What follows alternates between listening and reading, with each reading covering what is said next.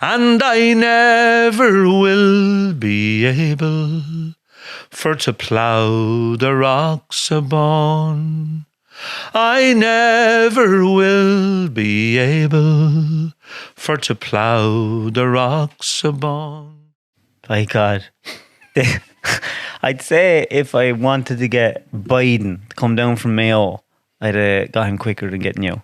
I wish I'm here now. Why did you not want to come on? I just appeared. Why? What's the story? Why do you hate me so much? No, it's nothing to do. I've never, ever done a podcast, David, in my life, and I know very little about podcasts or anything like that because I don't watch them. Or listen to them. Or listen to them. And, I'm not very savvy when it comes to tech. It's only lately that I can, send a photograph or do anything like that. I can send a text, make a call. I don't even send an email. How did you get to that? I don't know. I'll tell you why. Because you're a young lad and your young one to do it for you. And Roberta. You got lazy. Yeah, I just couldn't be bothered. Do you see, even to get into it? Now, I know my email pass thing to get in and maybe have a look. What's your password? Oh, and do you see, even me sending, if somebody wrote to me and said, Shawn, would you send me your email address? I would struggle to even send email address. Why? Because I'd come to Shawn, whatever it is, and then I'd forget the dot.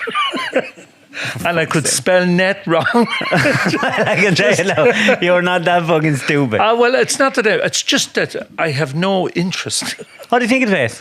It's absolutely brilliant. Did your little brother do good? It was lovely, yes, and it was lovely to have a look around the convent where I used to be in years ago, doing music lessons. Not that that done me a lot of good.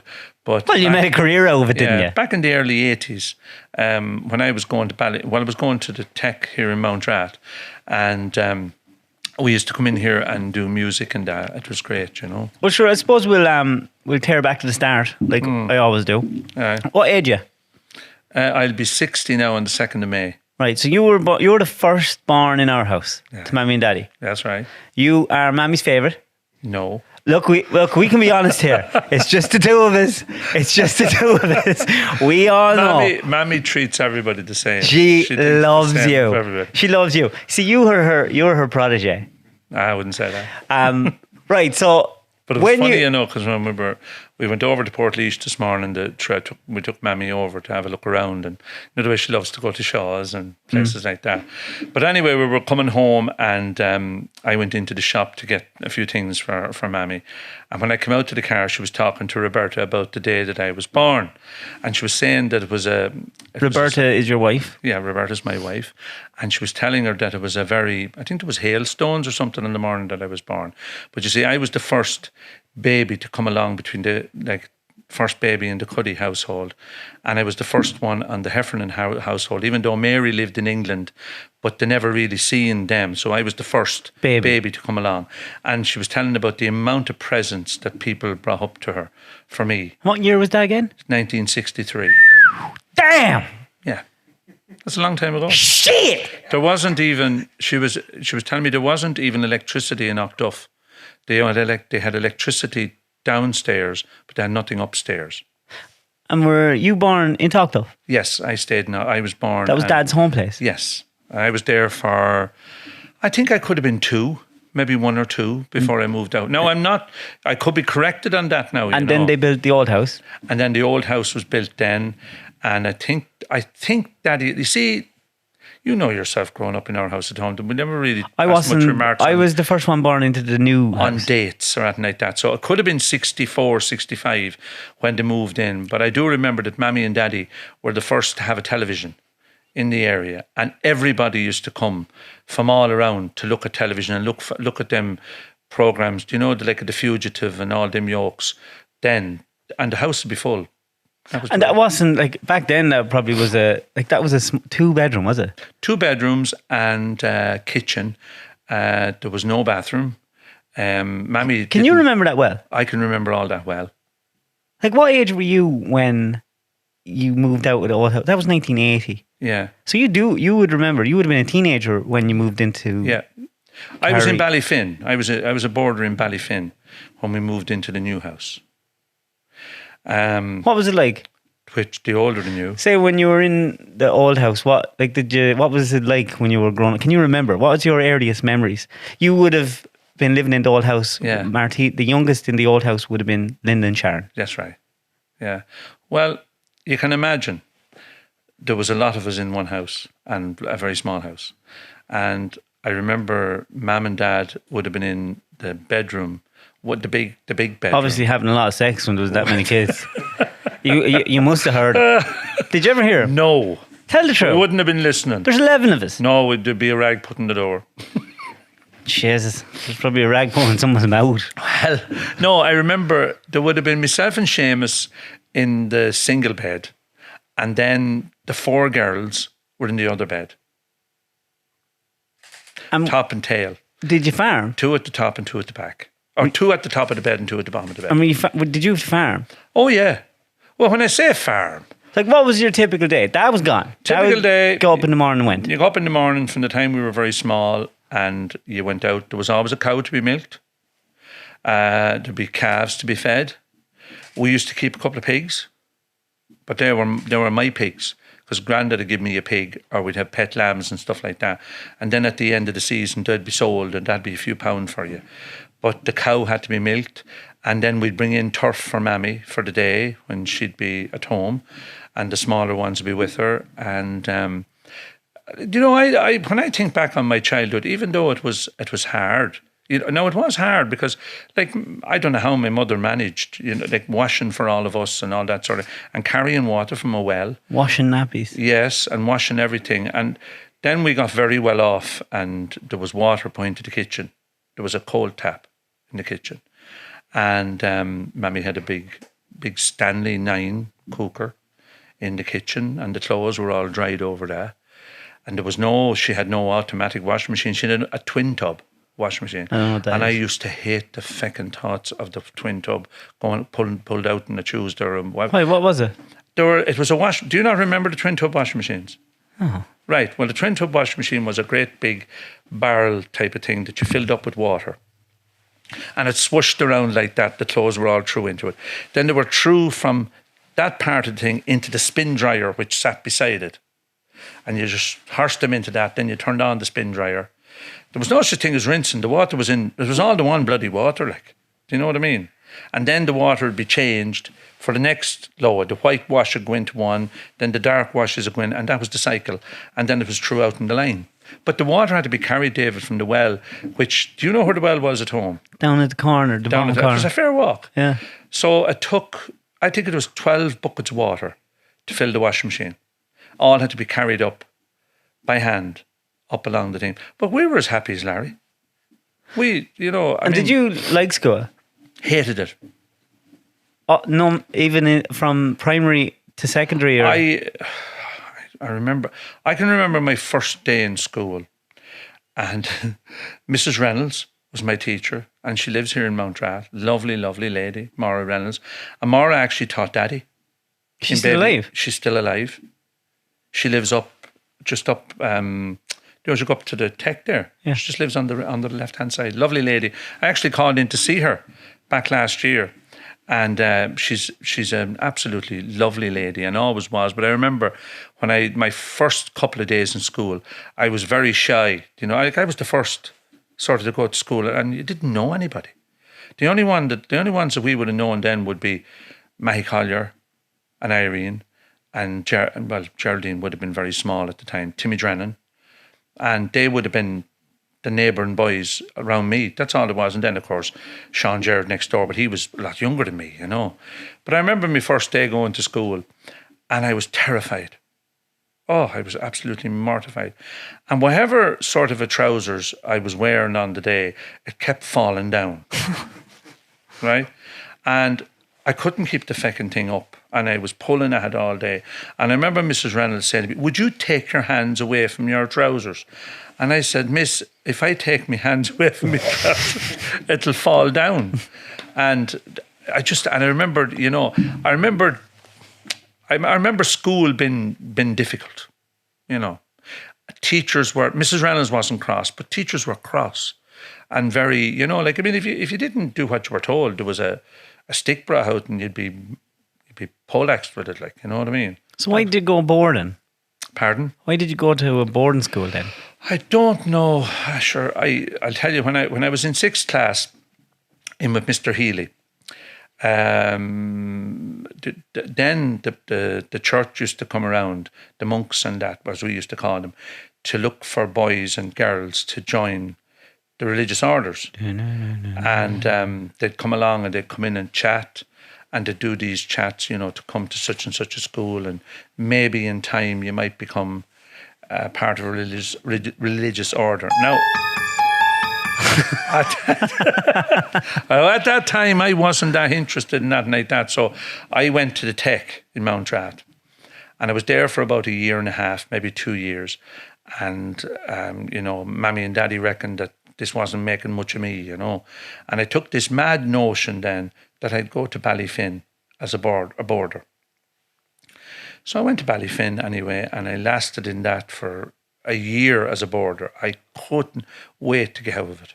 Oh my God. And now nothing happened to me around. Well, How did you get away with not getting into timber like everyone else? So everyone around you, like dad, all your cousins, all your uncles that were roughly the same age as you, were all getting into timber. How did you get into singing? You were into singing and stuff from the time I was very small. Yeah, how did that happen? I think that my uncles all thought I was an alien. That I didn't come from that neck of the woods, or that I didn't come from one of them, or along that blood line. Because I was sitting at home from the time I was maybe 5 years of age, listening to Big Tom records, and that's all I wanted. I loved music. Was Mum and Dad into music now? Oh, they were. They loved all that as well. They used to buy the records for us, and with an old record player that used to sit in the fridge at home in the old house. And I'd sit jigging from side to side. I can remember it as plain as day, doing it. Can you remember the first time you sang in public? Yeah. When? It was in Camross Hall. I was 5. Father Dunphy brought me down and got me to sing at a concert. And Tom and Pascal were on the concert. That they used to be a variety group. They used to go around to Ireland playing at things and doing little sketches and that. And he said to me, you know, he said to Mammy, would Shawn Michael come in some night and sing? Because they knew that that's what I wanted, what I loved doing. And I sang a couple of songs, and then... At 5, you knew all these songs? I did, yeah. Because Mammy was bringing you around, obviously. Go on, Shawn, do your little song. Well, no, it wasn't really like that either. It was more like I was listening to it at home in the house, and watching the television and seeing these singers. And Big Tom was my favourite singer. Was he cool back then? Well, he was cool then. Like, I'll give you an example. When I think I was 6, and Big Tom was playing at the Ossory Club in Burrison, Ossory. And I knew that he was coming to Ossory, and I said to Mammy, I have to go and see Big Tom. Take me down to see Big Tom. She said, you won't be let into the dance. Well, I said, take me down early, and I can maybe meet the boys What in the age band. were you? 6. I can remember this. And Daddy and Mammy, I think, took me down, and I got to meet the band. And Big Tom turned around and said to me, sure, come on in to the dance later on. I said I wouldn't be allowed in. It was a dry hall then, David. There was no drink. It was a tea bar and a mineral bar. Okay. That was the crack. So later on that night, the committee turned around and said, Asher, bring him on down if he wants to see Big Tom. And I remember going down to the dance and sitting on the right-hand side of the stage. And I can remember rightly, Mammy was there and Daddy and Bridie Heffernan and Joe. And Bridie went up to Big... I'm nearly sure it was Bridie, went up to Big Tom and said, call Shawn Michael up to sing a song. And the next thing, Big Tom called me up on the stage. I was in primary school at this stage. Was I in high infants? I think it was high infants, yeah. And I got up and I sang a monologue. Be What's careful that? of stones that you throw, where you talk through the song as well as singing it. Honest to God. And I can remember looking, the place was absolutely packed. All you could see was heads and everybody stopping. Were you nervous? No. But I'd be more nervous now. But I wasn't nervous. And then I sang. And I remember the boys saying, what key is he singing in? And I just turned around and said to one of the boys, the same key as Tom. So I started singing, and I sang the 2 songs, and I remember not believing that I actually done it. And then Daddy and Mammy take me to dances after that. But when I went into school the next morning, it had got out that I was after been singing. Sure, it was like as if I was a superstar. Did that plant the seed in you from there? Ah, yeah. After, like, did you think, oh, that's it, I want to do this any chance I get? No, I thought at that time I wanted to do music, but I didn't know that I'd end up doing. See, we'll get there. Relax. We'll get there. But you see, it was. I don't know what you see, David. The area that you have grew up in and the area that I grew up in were so different. We have options. You have social media, you have phones and all that sort of thing. Communication then was just word of mouth, newspapers and RTE. That was the whole thing. So everything was word of mouth. So how did you, and when you started your first band, like, did you have to rope the girls into that? Like, or did you just go, I want to perform, I need a band? No. What actually happened with the Bahia Music was I was still tipping away up to leaving school singing. We're doing a couple of talent competitions, myself and the girls. And we won a couple of talent competitions, and we were always in Scoring Oak for the GAA in Camross. And we could go so far, but Camross, you see, and I'm not trying to be sounding bad, but we never could get out of the county because there was always a few people at the top that wouldn't let you out that far, if you know what I mean. Yeah. In Scoring Oak. So then I joined Coltis. And Stephen Conroy and Mary from Roundwood were absolutely brilliant, and they were very high up in Coltis. And when I was 16, I entered solo singing. And the first year, I won the Leinsters, and that's as far as I went. And then the second year, I came second in the All-Ireland. And what did you have to sing? The Roxabon. It's one of my favourite songs that you On sang. my own. That was what I sang. And but... Who taught you that song?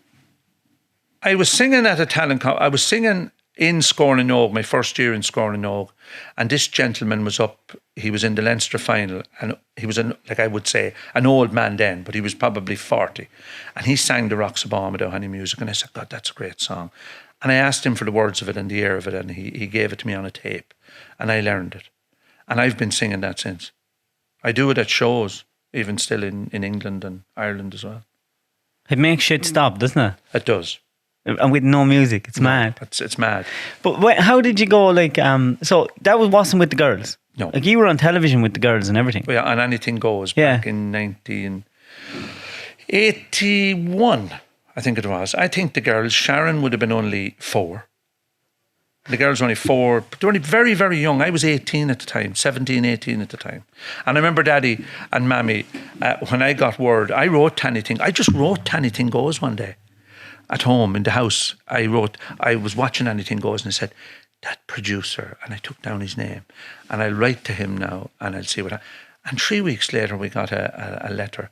You've been chosen to do an audition. You know where we even done the audition, but we were picked to do it. And I remember Daddy and Mammy taking us up to now Dublin was a big deal. To go to Dublin was a big deal then, to drive to Dublin. And I remember Daddy had bought a Volvo 264. Great big monster of a thing. And we were all sitting in the back of this car. And Daddy had never been further than Newlands Cross when he used to drive the timber up there. And he'd turn into the left, into the sawmills, but you never went any further than Newlands Cross. With the trucks. Because once you're going into Dublin, that was into like going into the jungle to us. Because you hadn't a bull's notion what you were doing. So Daddy anyway went in, and we decided, Daddy said, sure, we'll go up as far as Marion's and we'll get a taxi then up to Donnybrook, up to RTE. Cheney were me driving in at Newlands Cross and the car broke down. And I can't remember what we done or how we got. We did get there anyway. We did get to Anything Goes. And Anything Goes was a real highlight. To be on television then, David, was a huge deal. You know, it really was a huge deal. Yeah. So that was the start of it probably. So when did you say, obviously, like you left school and you went working. Like you went working in, where was it? When I left school, when I finished in Ballyfin, I had this notion that I wanted to be a nurse, male nurse. But people wanted you to go to timber. Oh, well, they probably thought I wouldn't be worth a shy had anyway, you know. Listen, I did work at the timber now. You didn't like We'll it? get to that. Oh, no, well, I won't say I didn't like it.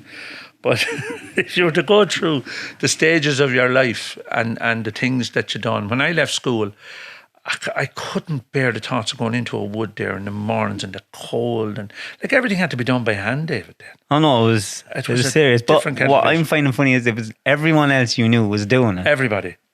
I remember a funny thing happened one day in school in Camross, and it was Mr. Healy and myself and Pat Moore.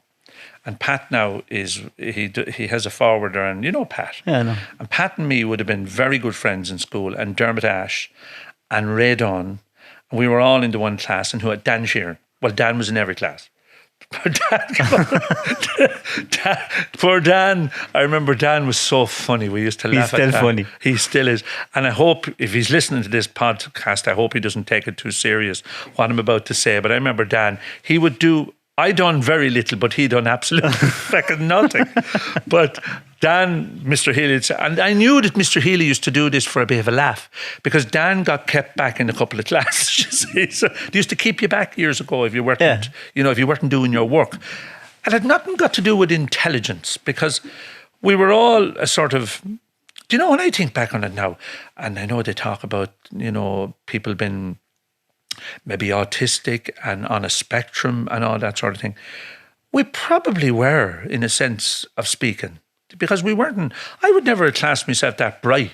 I could pick up things, but useless at maths. I think it's just, you just weren't interested in what you were being taught. But I remember this day, Mr. Healy turned around and we were talking about what you like to do, activities, and what you'd like to do when you get older and all this sort of thing. And I said, well, all the boys love football, hurling. Oh God, hurling used to drive me mental, because I hadn't a bull's nose. You were the only one that wasn't into it as well. I wasn't into that either. So here was I in the middle of GAA at its top, not interested in that. Timber, not interested in that. So you can just picture the scene, like. And now, in fairness to Mammy and Daddy, they never, ever, ever would have said, like, Daddy would never have said to me, you have to get up off your arse and go and work at the timber like the way everybody else did.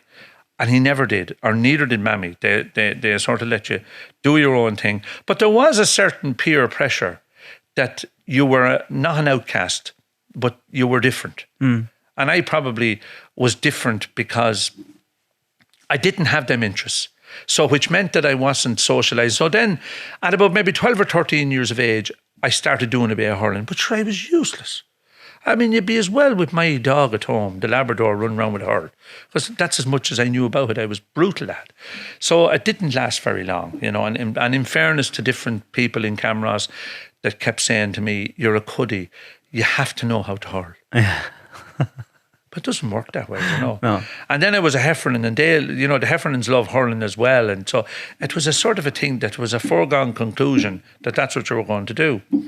So when I left school, I said to myself, well, what am I going to do? So I had this thing in my head, but the first job I got was reading meters for the electricity board. And I remember Daddy bought me a Honda 75 motorbike from Ray Dunn, right? And it was only about it was like as if you were sitting on the ground. It was such a small little bike. Sure, I was delighted with myself. So I had this bike anyway for a while, going around reading the meters. Then I'd come really up in the world, then I got a 175. So I did that for a little while. I won't go into the ESP meters thing because it's probably a bit funny, the things that went on, but it was enjoyable to a point. Then I got a job in Mount Mellick in the hospital. I went for you probably don't remember Larry Delaney. Larry was a neighbour of ours. Vaguely. We used to go around and get sweets and stuff off. Larry was an absolute gentleman, and Larry and Tish and Matt, they lived in a little old house just down the road from us, and we used to always go visiting them. And the reason we went visiting them really was because we used to get lemonade, we used to get chocolate, we used to get sweets, we used to get all this sort of stuff. So we'd go to visit them really to get this. But when we'd go in, David, it was like we were treated like royalty. The table would be set, and you'd get tea and biscuits and all this sort of thing. And Larry got very close to me, and he used to take me to Ross Gray, and he'd take you to the shop, and he'd do things for you. And he said to me, Mushin, he says, you should go for a job in the daycare centre in Portlaoise. They're looking for people to work in the daycare centre. So at the time it was the Midland Health Board. So I applied to the Midland Health Board for this daycare job, which would be a great job if you could get it, but I didn't. But when I did the interview on the day, there was a lady, she was the matron, assistant matron in Mount Mellick in St. Vincent's. And she was on the thing. I didn't get the job. But 2 weeks later, she phoned the house. We didn't have a phone at home. She phoned Octough. And she said, I was on the interviewing panel and we're looking for staff from Mount Mellick. Would you be interested? And I said, of course. So I went and did an interview and got the job as an attendant. And I was the youngest attendant with the health board. I was just 18 when I got a full-time job with the Midland Health Board at the time. It was a geriatric hospital. And I loved it. It was great crack. But I was still doing the music as well part-time. At night time? Yeah. Going down to different pubs and stuff? Going out to the pubs and with myself and my with Elizabeth and Martina. And then Elizabeth had met Martina had met John. And Martina was a sort of not wanting really to be there. She wanted to, and I could understand that as well. So the girls decided to pack in the music. Were you raging? Pardon? I was at the time because I didn't know what I was going to do. Because that was what you really wanted. I loved that, and I thought, that we had a future. And we were very busy. As a three-piece, we'd done all the pubs around. Offaly was a fantastic county. There was music everywhere. I mean, you had Kilcormac, you had Tullamore, Bora, Burr, the Anglers' Rest, all the Ferban, Clohan, all those places were doing pubs. And the music was flying. You could be over there 3 nights a week, David, and greyhound crowds. And we were popular, as a family band. And then all of a sudden, the girls didn't want to do it. So what did you do then? I didn't know what to do. There was a guy moved over from England to he was originally from Mount Rat, Kieran Fogarty. And Kieran had come back from England to live in Paddock again. He was building his house that he's living out there in at the moment. And Kieran came home doing a one-man show. And he was using a rhythm unit and a guitar and a flange pedal and a phaser pedal and all this. And he was just brilliant. And I mean, I looked at him and I said, that's what I'm going to do. I'll try that. And for the next 6-7 years, that's what I done. On your own? On my own. Going around to the pubs. When you say phaser pedals, they're them like what? It would give a sort of like a steel guitar effect off the guitar when you press this little pedal. It was bloody ridiculous. I mean, all I knew was 4 chords. And And were you able to blag away with 4 chords and sing? Yeah. Because Jesus, if there was musicians now listening to this. I remember this musician coming up to me one night and I was playing in a pub over in Burr and the place was packed and it was a great night. And you see, I'd have been very clever at the music I'd pick. I picked very simple songs. I'd pick all the Big Tom stuff, Larry Cunningham stuff. No rock and roll, no nothing, none of that stuff. Like you used to say, bread and butter music. Bread and butter music. Bread and butter and music. I'd play me D, G, A. I couldn't play an F. I couldn't play a B. I couldn't play A minor. I couldn't play any of those chords. The only chords I knew was D, E, A, C, and G. Right? And this man's laughing. I'm only telling you the truth. And you talk about, not getting away with it, but just was able to manage. And what I used to do was I had a capo. Do you play guitar? Yeah. Uh-huh. Right, so this man understands. I had a capo. And I'd move the capo up and down the fret. Now, if somebody come up to me wanting to sing a song and they'd say to me, I sing Pretty Little Girl from Home in the key of F, I'd say, all right, do you? Right. And I'd just stick on the capo and I'd give him the shit. He said, that doesn't sound like F. Well, I said, it is F. It wouldn't be F. It could be Z for all I'd know. But I bluffed it. And I remember one night playing in Burr and I knew by the gimp of this lad down the hall that he was a musician. When you look down the hall, a lad's looking and when he'd see you doing something wrong, he'd be going, oh. He'd be going, Jesus Christ, that's shocking what he's at. And what I used to do was I had a H&H amp and slave you probably wouldn't understand, they were amplifiers. And then I had 2 great big Pro 150 H&H speakers. It would take 2 men to lift the feckers onto stands, but I had a good sound. I had a good quality sound, you know. Even though maybe what I was doing wasn't right, but I plugged guitar into the amp, my rhythm unit into the amp, my vocal into the amp, and it was a nice sound. This guy walked up to me and he says to me, this was a Friday night, I'm a musician, he says. I say, yeah, I'm very pleased. What's your name? And he kept looking at me. Do you know, he says, what you're doing there is all wrong. I says, right. What do you mean it's all? It's just all wrong, he says. I mean, he said, you're playing, I never heard the like of it in my life. And I says, really? He said, it's absolutely shocking. I says, yeah, but I'm working and you're at home. You're looking at me. And what did he say? He walked out. I never seen him since. So when did things start getting serious? Like, when did you decide this is going to be a thing? Well, getting back to the hospital, I was working in the hospital full time. And now, bear in mind, when you got into the Midland Health Board, it was a job for life. I was earning the summary total of £64 a week. Go away. Oh my God. And that was a lot of money. I mean, I remember you couldn't spend it, but then all I had was a little small, what sort of a car had I? I hadn't got a car for a while. I bought a Toyota Corolla 20, a little brown one, ULI 199. I remember the reg of it. And it was, oh God, it was lovely. And I remember I don't think it was. In Cunningham's in Portlaoise. Now, if you've seen it today, you'd say, what an awful looking yoke. Well, I was like a dog with 2 pricks going around in that car. And that was what I was driving. And it was costing me something like £24 a month or something like that on a bit of finance, right? And I was driving this little car anyway, up and down to work. So you could, like, £64 was a good bit. If you worked on a Saturday, then you got an extra £5. And if you worked on a Sunday, you got another £10. Just to put this in perspective, how much was a bottle of Coke back then?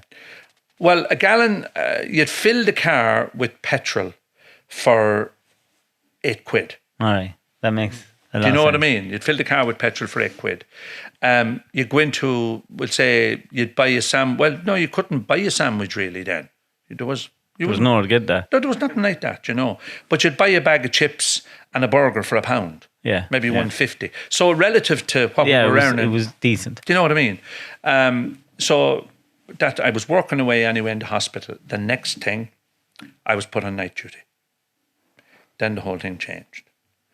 So I went into the sister anyway, the head nun, and the matron, and I said to her, did you like her? No, me and her didn't see eye to eye. Was she old? She was an old lady, yeah. No, she was. Listen, was there a lot of nuns working in there? There was the Sisters of Mercy. There would have been 10 or 12. Were there any of them and you got mercy? No. None of them? No. All not hot? Well, no, I mean, you don't look at a nun and say she's hot. Come on, lad. I've seen a hot nun. Have you? I've seen a hot nun. Right. Yeah, absolute waste. Well, I just Jesus, put it this way. I love Jesus. He doesn't deserve that. They were lukewarm. Lukewarm. Right. So you were on night duty, you didn't like it. You walked in to her and say, hey, you're breaking me balls here. I went in and I said to the sister, sister, I do a bit of music part-time. And she looked at me. Right. I said, how long do I have to do nights? Well, as long as I want you to do them, she said. So what you done was a week on, week off. So she promised me faithfully that she would put me on 3 weeks night duty, week on, week off. And then I could have sort out my dates. Did she swear to God? No, she didn't swear. Right. But that was okay. It didn't really work out. But the night duty wasn't that hard. It was just, you had a lot of cleaning to do because Mount Mellick Hospital, have you ever been there? Yeah. It's an absolutely beautiful place. And I always say, you know, that anybody, and I have to admire people that work in that health profession because it is quite hard work.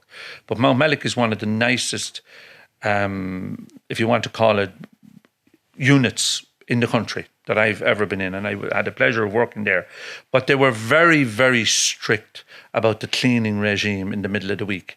So my job, because I worked on St. Joseph's, was to clean and polish and dust the main hall, the chapel, the statues, and all that sort of thing. So me being me at the time, I used to say, sure, they'll never know whether I dust or what I do, you know what I mean? But they did. They knew. They were able to know. They'd go around in the mornings and they'd be rubbing their fingers along. That was the way they were. So that was okay. When after the 3 weeks, they put me back on nights again. So I decided this is it now. I'm going to leave. So I went in to the sister one day. I was coming off night duty and I said, sister, I've been thinking about this and it's not really working out for me. I'm going to leave the job. And she said, why? I said, well, I'm doing music. You mean to tell me, she says, that you are going to give up a pensionable job to go out and sing in pubs? I said, yeah. Does your mother and father know this? She said to me, I will have to ring them to have a word with them to get you to, See sense. cop yourself on, But I left. And I went full-time then working on my own. And What was it like going full-time working on your own at music? Like, what did that entail? It was a bit lonely. No, Like, how did you start off doing that? Just, now, I have to say, just do your own, getting dates and going into pubs and looking for work and doing all that sort of stuff, So what year would it have been that you got your break? That things started happening? Well, I'll tell you what happened in 1986. Yes, no, 87. I was playing in a place called the Mountain View Lounge in Mount Bolus in County Offaly. And I was finished up after playing, and these two ladies walked up to me and they said, are you going into the Harriers in Tullamore? I said, no, why, what's in the Harriers in Tullamore? Oh, she said, there's a dance on there every Sunday night. Two women? Two ladies. But their husbands were with them. tag team? Oh. No, their husbands were with them. All right. See, I knew that you were going to go there with that. I don't know. Did you not know he was going to go there with that? Yeah, I knew, yeah. See, no. I was just wondering. So their husbands were with him. Oh, yes. So it was a swingersy thing. No. No, they just wanted you to come into the Harriers. Yes. At that time, was that a nightclub or just a dance? When you say a dance. You see, the pubs all closed at 10 o'clock on a Sunday night. I'm trying to get the timeline right. Yeah. So a dance back then would have been a band playing and people dancing. Yes. Jiving, waltzing, quick steps, all that sort of thing. Yeah. And she said to me, are you not going to go into the Harriers? There's this new singer singing in there and he's supposed to be brilliant, Daniel O'Donnell. Daniel had just come on the scene at that particular stage, well, maybe a year before. And I said, well, I don't really know anything about him, Well, so I put in the gear into the van and I had a blue, what had I at that time? Oh, a little Toyota Corolla van that I bought from Cecil Lewis in Portlaoise. Threw the gear into the back of the van and I said, Cresher, I'll go on to Tullamore and I'll see what this is all about, So walked into and I went in and the place was packed with people. And I walked around the hall and looked around me and next thing this young fella came on stage and I looked up at him and I said, God, wouldn't it be lovely if I could have a band and do what he's doing? Be the front of it. Yeah, front the band. Now, he was the first at that time. I know you had the big toms, but there had been a lull in music. That had all sort of died away, David. The big tom and the marigolds and stuff. Had finished for maybe 10 years. So I said, God, I'd love to do something like that, but how do you go about it, So I came home from the dance that night and the following week I went to the markets in Portlaoise and I was always buying tapes and it was tapes at that time, So I saw these tapes anyway and I bought one of Margot and your man said to me, we have this new singer, Daniel O'Donnell. Do you want to? I said, oh, but I'll take his couple of tapes as well. He's only new on the road. I had seen him the week before. So bought the tapes, played it in the car, and I said, God, I think I'll maybe do something like that, But again, it all boiled down to money, David. Do you know what I mean? Because to go out and record was absolutely huge money. There wouldn't have been that many recording studios back then. And there wasn't. And there was one recording studio in Athlone called Cha Nicholson's place. And I had heard about that from the guys that were playing relief to Daniel that night. There were a local band in Tullamore called Manhattan. So they said about this studio. that was up in, where was it? Yeah, up around Athlone. But I rang a man in Athlone anyway, but he was far too expensive. I couldn't afford it. So I went to Slayan and I recorded 4 songs up in Slayan, myself and the boys out of the relief band. I asked them would they do the backing. So we went up and we did that. And how did you pick the 4 songs? I picked them. Mammy, I think, picked one. I did the Blue Hills of Breffni. Weave and Spin was another one. And If Those Lips Could Only Speak, that Grandad taught me. And I can't remember what the other one was. And you know what? I came back and I thought this was great. And it was shocking. It was an absolutely brutal recording. Do you still have it? I have it, yeah. I wouldn't let the dog hear it. I think if I let the dog hear it at home, he'd probably go to Lifford and never come back. But no, it was bad. But sure, I thought it was great. So I was okay. I tipped away then. What did you do with that tape? Tried to sell it? I did. I did sell some of them now, I have to say. People were brave enough to buy it. Because they bought it off me at the pubs, you know. Sure, I thought this way. And you see, to have a tape in them times you were big stuff. If you went in and done a record, it made you look more professional. Yeah. Now, what really brought me down to earth with a bang was, I remember there was a pirate radio station in Mullingar, and they were flying it. And Don Allen, he was the big DJ at the time. He was the man all over country music in the middle 80s. And if you got on Don Allen, you were made, right? And I went over anyway to Don Allen with my tape. Physically over to him. In through the door, banged on the door. Don came down to me and he says, what's the crack? And I told him, he said, I'm a singer and I'm after doing this. Would you play it on the radio? Well, he said, I'd have to listen to it first.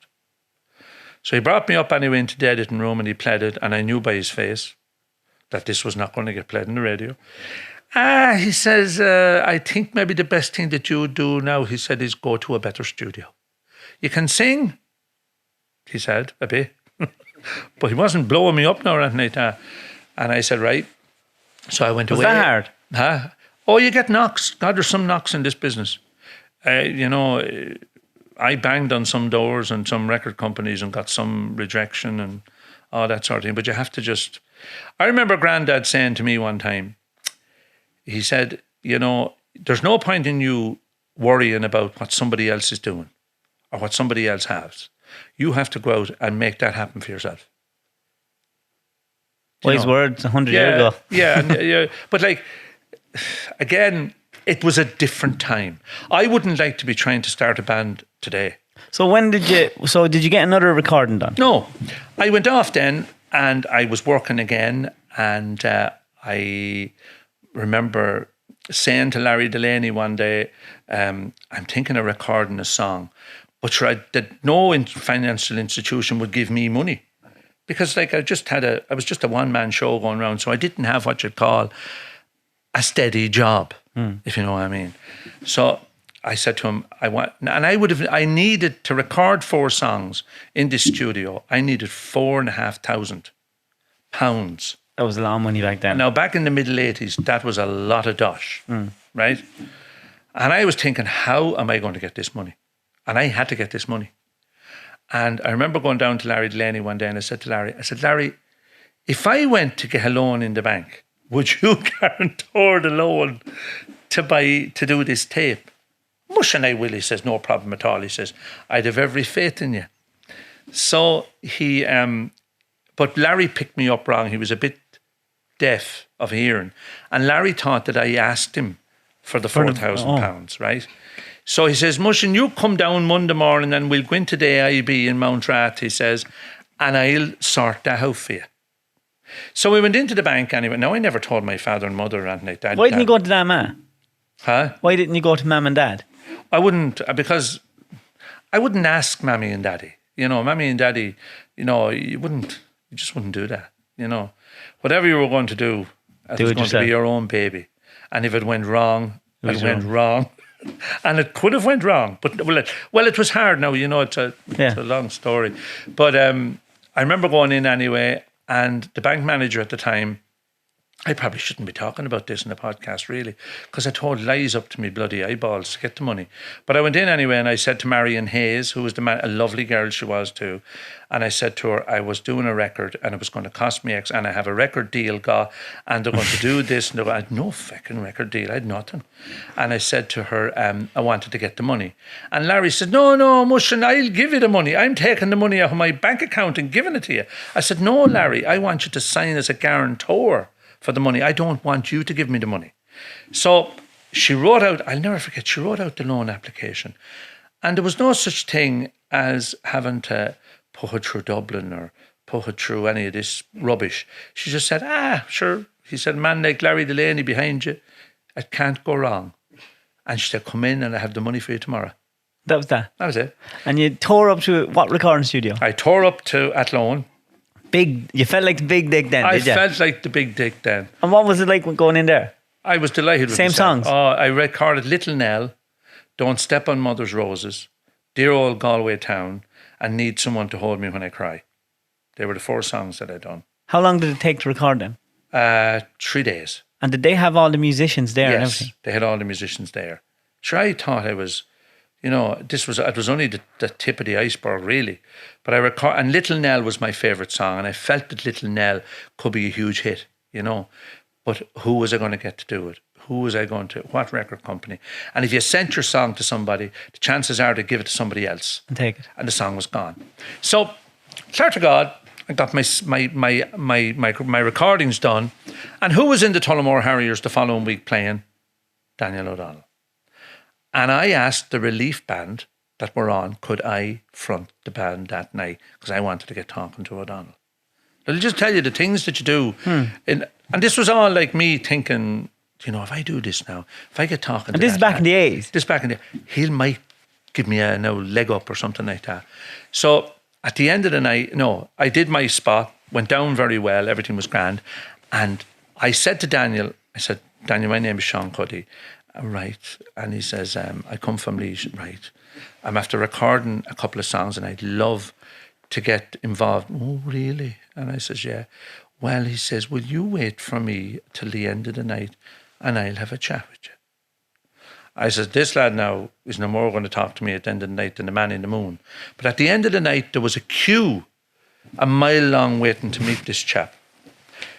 It was snowing outside the Tullamore Harriers, I remember well, and I was sitting in my little van, and he came out and he sat into his Volvo for 760 at the time, which was the dog's bollocks. Well, I didn't say that, you did, but it was the car, and I said, oh, look what he's driving to myself. And he had a driver. He wasn't driving, he had a driver. And he called me over, he said, sit into the car. And I told him what I wanted to do. He says, will you send me the song and I'll do something for you? I have some friends in the business and I'll get you in contact with the right people. And I said to myself, right, I'll never hear another word from him, probably. Sent him the song, trusted him, sent him the song. And 3 weeks later, I was sitting in the house in Outduff, and the next thing the phone rang, and Auntie Anne went out and answered it. And I was sitting in the kitchen. She came back and said, there's a lad called Daniel O'Donnell on the phone looking to talk to you. Is that the lad that sings? I said, it must be him. So I went out. I thought it was somebody taking the piss now out of me. So I went out and said, hello, this is Daniel. I said, how, is it really Daniel? Well, who else would it be? Because there was no joking around then, you know what I mean? So he said to me, listen, he said, I've had a word with a friend of mine, Shea Hennessy in K-Tel Records, and he's willing to meet you, to have a chat with you about the record. So I went up, met Shea. The rest is history. Got a record deal. Got a record deal. Shea released the single. It went into the top 30. And it went into the top 30. And does it happen overnight? Like, was it like, that was it? Like, in the space of in the space then, we had there was 6 weeks. Oh, there was a few meetings after that. And because you have to get a band and you have to get... I had nothing at the time. No band, no musicians, no nothing. I remember going up and meeting Shane. He said, right, we're going to release this song in September. Which one? Little Nell. And he said, I have high hopes for it. I think it could go into the charts. But I said, when will we launch the band? Well, don't worry about the band yet. We'll try and get you launched onto the scene. But he said, you keep doing what you're doing. You keep working away and doing what you're doing. So I kept working away, doing what I was doing, and the record company rang me and said, we're releasing Little Nell next Monday. Now then... What did that mean? They were just making radio stations play? Out to radio station, on sales. You see, you sold records then, David. If you got play on national radio, people actually went out and bought the singles. You did physically bought singles. So the single was released, Little Nell was released on a Monday. And on Thursday, the record company phoned me and said, your song has gone into the charts at 28. Little Nell has gone into pop charts. And were you delighted? Sure, I didn't know what to say. I couldn't believe it. And it was on the Sunday World. And then it went from 28 down to 27. And then I was through out at 20.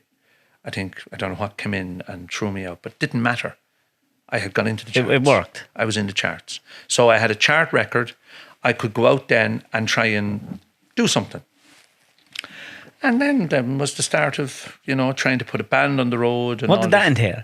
Like, who does that? Do you have to go around? Is it like one of them movies, the 80 movies, and you're doing all this meeting guys and they're coming in and they're eccentric and you go, nope. I put an ad on the Sunday World. Put an ad in the Sunday World. This was me now myself. I had nobody help me, only Shay. I put an ad in the Sunday World. I said I was going to be auditioning people for a band in the Tullamore Harriers in County Offaly on such and such a date. Phone the house at home. So I got mostly local fellas. I was very lucky. I got some very, very nice lads and young lads. And my first band consisted of all local chaps. And I wanted to launch the band on the 14th of May, 1989. That was the launch date for the band at the Tullamore Harriers. But it would have been a year now before the single was released. This was all a work in progress. So the launch date was the Tullamore Harriers on the 14th of May. The next thing then, I got a phone call from Big Tom's manager to say that the Travellers, Big Tom and the Travellers were parting company, and the Travellers were looking for a front man. And I fitted the bill. And would I be interested in the job? Just a side note, Travellers was the name of the band. It's not an actual... but this would have been a big, big thing. And I said, well, of course. I mean, I wasn't going to look a gift horse in the mouth and they were going to give me a good week's wages and all that sort of thing. But I would just be the front man. I wouldn't have anything got to do with the band. Yeah.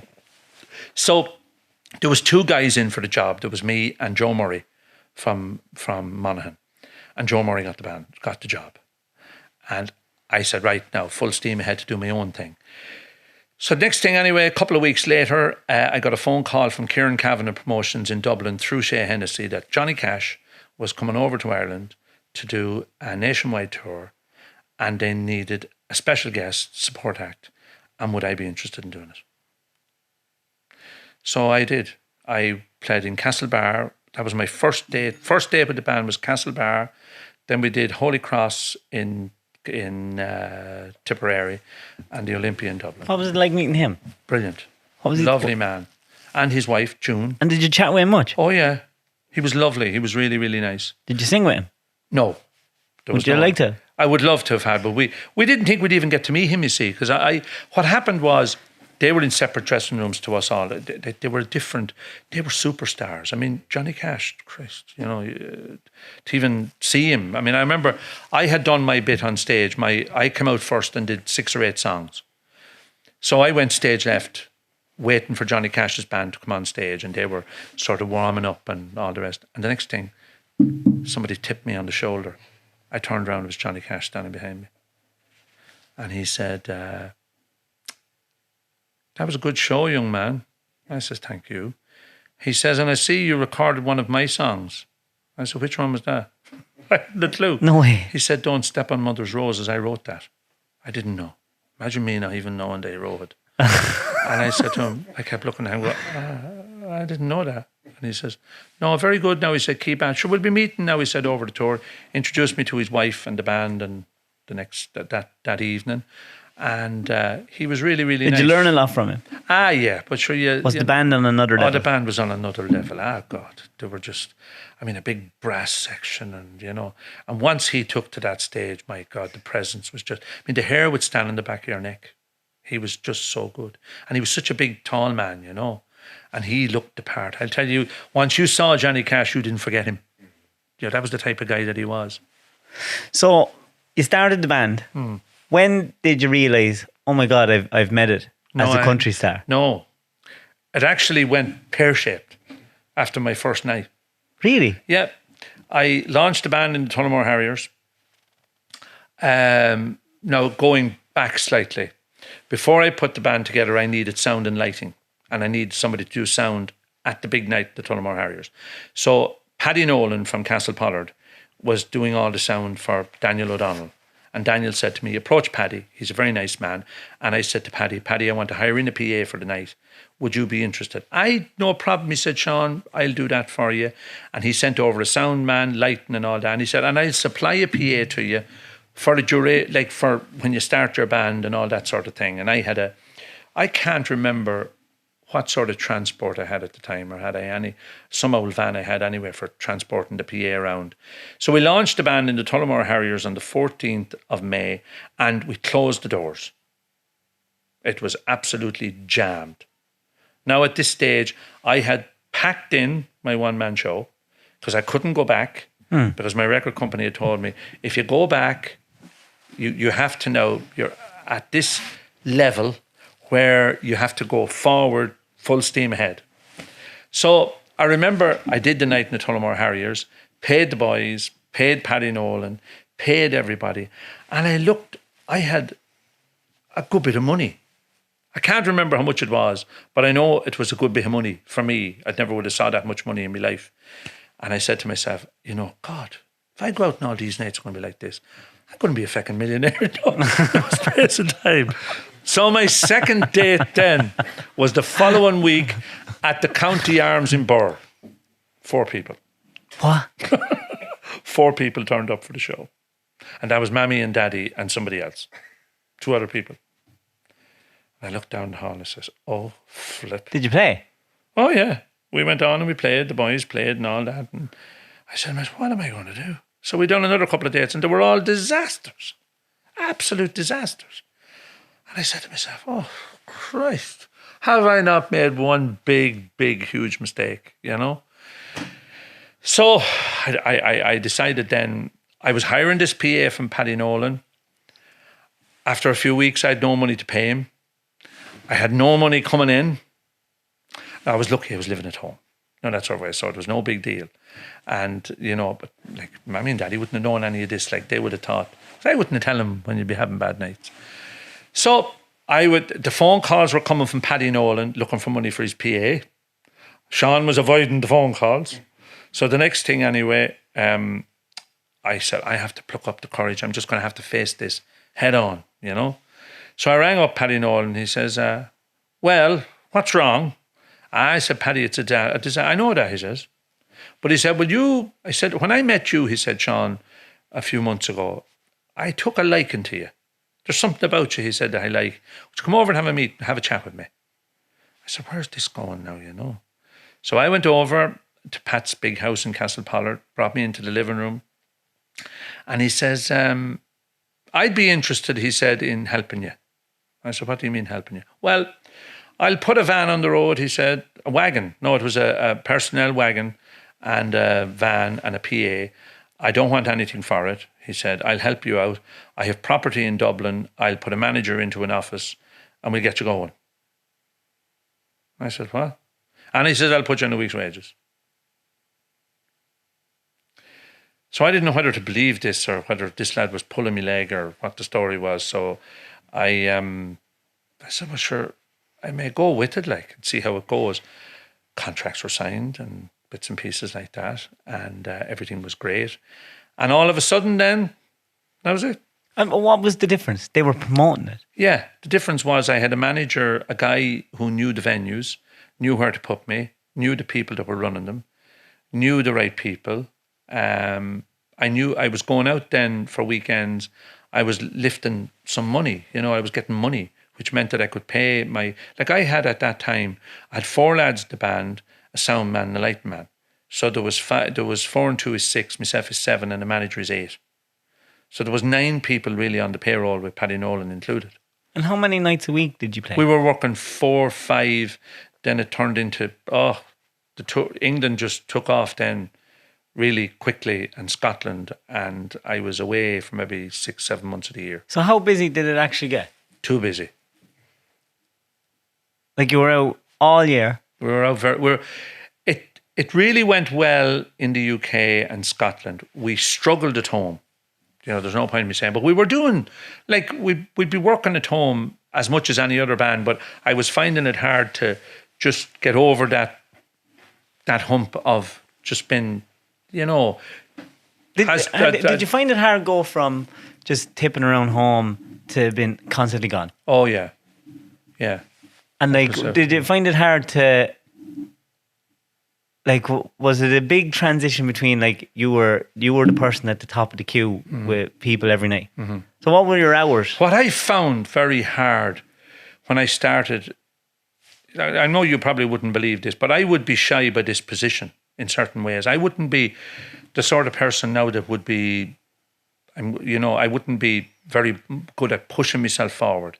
And sometimes you have to be like that in business to get on, and even in the entertainment business, and be full of the, the type of thing I'm talking about, full of, what would I call it, talk the talk and walk the walk, that sort of thing, where I would have been quite shy.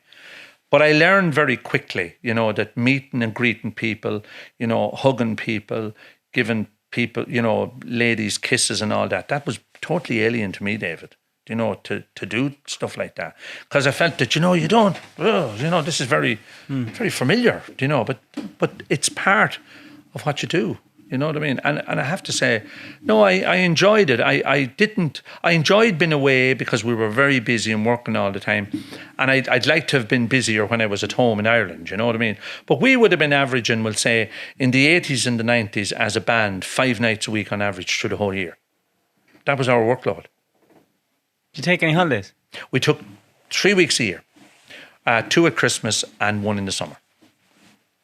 And I always made sure, that, at that time before I got married, that really didn't matter. But, it was full steam ahead then, So how many albums have you released? I have 25 albums, 7 DVDs, and this will be 26. What's your highest chart? What do you mean?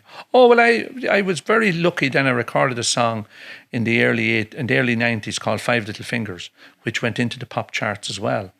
And it went in at Christmas. And I had to fly back. I was overworking in Inverness. I was doing a concert tour in Scotland. And my manager phoned and said, you have to be back in Dublin in the morning for 9 o'clock. Your song has gone in at number 15 in the charts. And you have to come back to do a video at RTE to go on the reel. The pop chart thing. I said, you're bloody joking. No, he said, you have to come home. And I remember I had to cancel the next night. I had to fly back into Dublin, did the video in the snow around RTE, and fly back that evening, and then everybody watched. So it was a great thrill to get. So I had 2 chart songs. And you done Saturday night, what was it, Kenny Live or... What were they like doing it? They were lovely. Well, RTE, in fairness now, we did so many things on RTE. The Live at Trees, Kenny Live. I'll tell you how Kenny Live happened. We were playing in Wexford one night, in a pub, a big pub in Wexford, in Ferns in County Wexford. And there was these 2 lovely girls sitting at the front of the stage all night. Now, youngish, they were youngish girls. And one of them walked up and said to me, have you done much TV? And I said, well, we've done a bit, Live at 3 and stuff like that. Well, we're from the Kenny Live show. We're producers on the Kenny Live show, and we'd love to have you as to open the next season. And I looked at her and said, I said to myself, pull the other one, there's fucking legs on it, bells on it, Didn't believe her for a start. Have you a phone number? So I gave her Bob's phone, my manager's phone number. And the following week, right enough, they rang me. I was opening the new season, and I sang a song called In Your Heart. Did you make a lot of money back in the day? Was there a lot of money going around? We made a lot of money. And spent it. And spent a lot of money and wasted a lot of money. But it's not. I can always remember as a chap, yeah. I remember you coming home with that 190. with the side 190 skirts. Mercedes, yes. And at the time, there was nothing like that around. No. And that's on a video. You released a Yeah, video. my very first video. We did Terence Cement. Terence, is that what it is in? Yes. Terence Cement. That was a lovely car. I was sorry after myself and my wife were sorry we sold that car, and it had a beautiful reg on it called CIL 600. That was which the registration was worth a lot of money as well. And I remember when I got that car, I mean, it was a beautiful car for the time, you know what I mean? But I suppose we'll go into me moving up north and all that later on. But when you went up north, cars were a bit cheaper. But did you feel like, when did you feel like when you came home and people actually realised that, oh, I didn't have to go down the road of timber, I made it at what I wanted to make it at? Did you ever reach that point? Or were you always too busy just in the midst of doing what you were doing? I never really thought of it. Did it ever, when did it turn into just a job? Did you ever get to the stage where you got sick of it? No, it's never turned into a job. Did you never not like it? No, I always love it. Always? Yeah.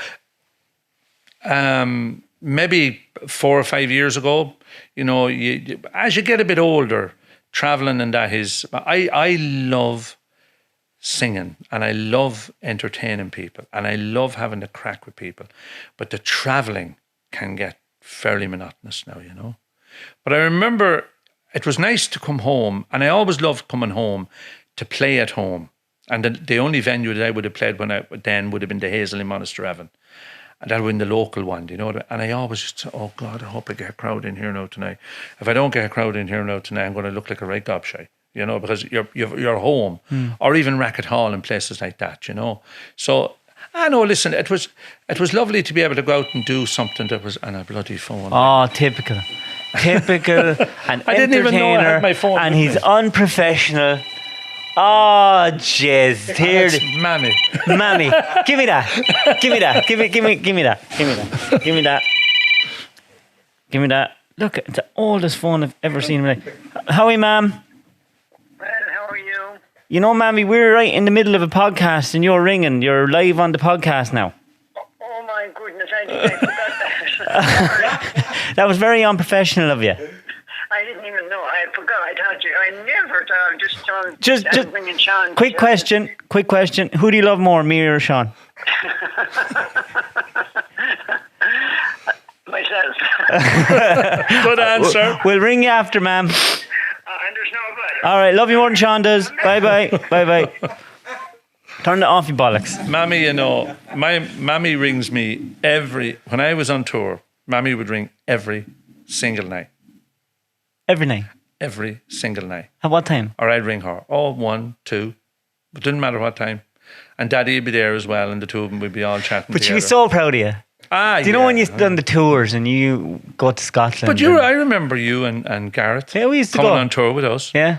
And you were Easter. two mad jokes. I don't know why you did that. That Why? was a horrible bad decision. Why? Because we were so bored. You just have no idea what they go up to.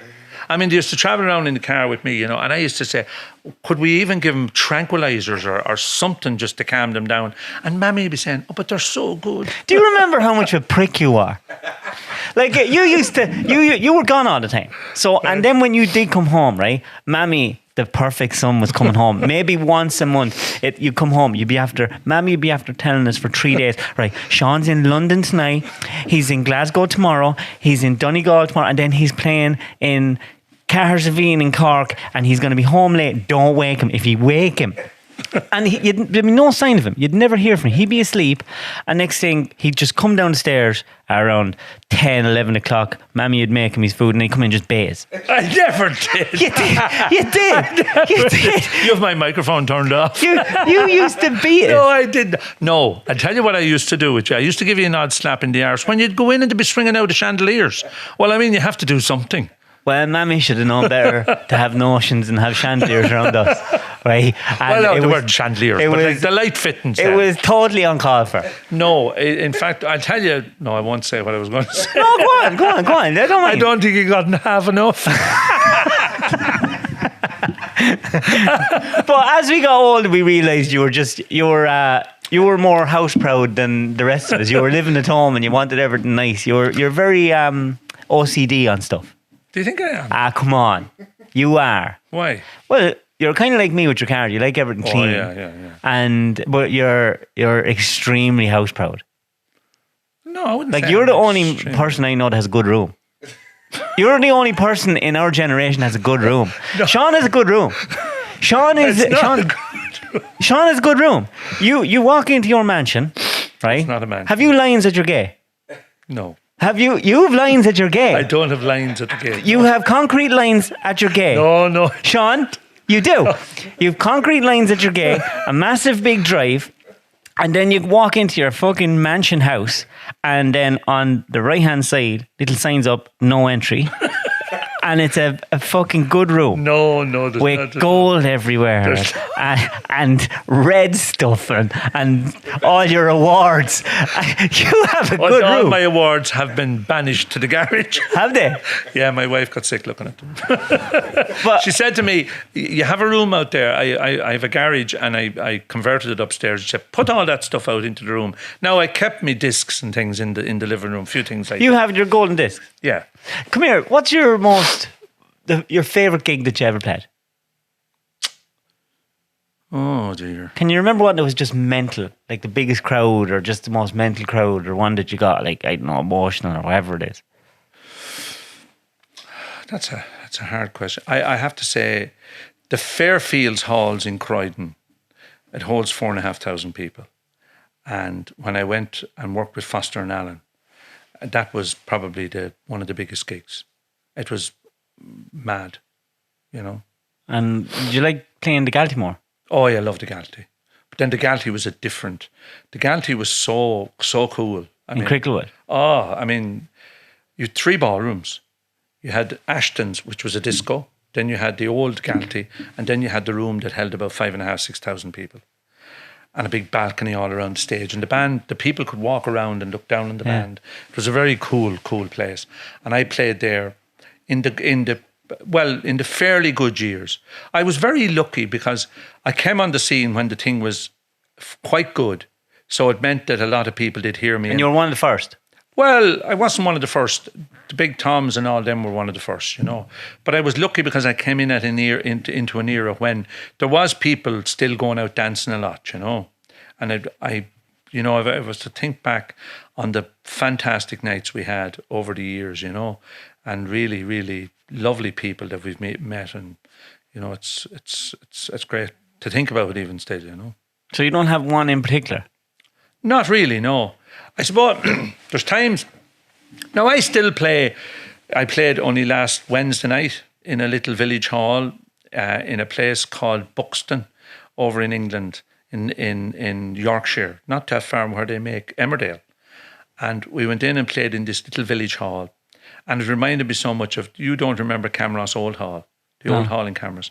Well, it was just like that. It was just like stepping back 50 years. Have you been in every village in England? I've been in a lot of them. Yeah. Do you like the cruises? Yeah, they're okay. They're okay. Did you find it difficult, or was it scary back when you were going up the north during the Troubles and stuff? I remember the first time that we played in Northern Ireland was in a place called the Castle Inn in Dungiven in Derry. And my keyboard player at the time, he was from Tullamore, Bathan Bolton was his name.